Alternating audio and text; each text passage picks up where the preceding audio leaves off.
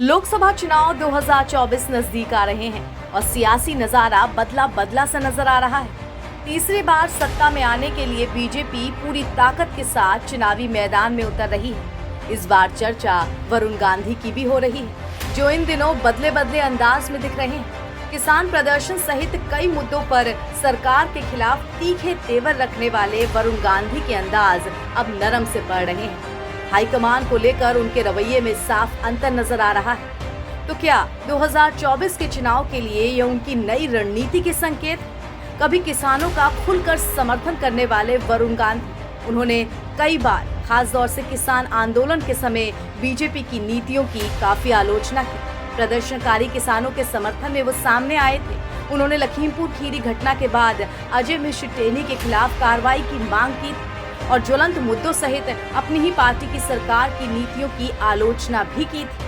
केंद्र में मोदी सरकार और उत्तर प्रदेश में योगी सरकार के नेतृत्व वाली सरकार की नीतियों के वो मुखर आलोचक रह चुके हैं। लेकिन अब वरुण गांधी के बयानों में बदलाव सा नजर आ रहा है। पिछले साल दिसंबर से वरुण गांधी ने कोई ऐसा बयान नहीं दिया है जिसे राज्य या केंद्र में बीजेपी की आलोचना के रूप में देखा जाए। इस साल फरवरी तक वरुण गांधी का रुख बीजेपी और मोदी के प्रति साफ साफ बदला बदला सा नजर आया, जब उन्होंने पूर्व प्रधानमंत्री चौधरी चरण सिंह को भारत रत्न दिए जाने के फैसले को सराहा। आपको बता दें कि बीजेपी की पहली सूची में पीलीभीत सीट की घोषणा नहीं की गई। बीजेपी ने 195 उम्मीदवारों की अपनी पहली सूची जारी की, जिसमें यूपी से 51 नामों की घोषणा की गई। लेकिन उम्मीद जहां जताई जा रही थी कि पीलीभीत का नाम पहली ही लिस्ट में होगा, वहीं इस लिस्ट से पीलीभीत और वरुण गांधी दोनों ही गायब थे। पार्टी में कई लोगों ने ये भी संकेत दिए कि वरुण गांधी को इस सीट से चौथी बार मैदान में उतारने के मूड में बीजेपी नजर नहीं आ रही। वरुण गांधी और उनकी मां मेनका गांधी साल 2004 में बीजेपी में शामिल हुए थे। 2009 में वरुण गांधी ने अपना पहला लोकसभा चुनाव पीलीभीत से ही लड़ा था और तब से उन्होंने इस सीट को बरकरार रखा है। 2013 में उन्हें पार्टी का राष्ट्रीय महासचिव नियुक्त किया गया था, मगर धीरे धीरे अपने बदले हुए तेवरों के चलते वो हाशिए पर चले गए। 2019 में भी असमंजस के बीच उन्हें पार्टी ने टिकट दिया।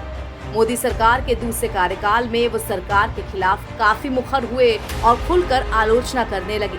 इसी के चलते मंत्रिमंडल विस्तार में भी उनकी अनदेखी हो गई।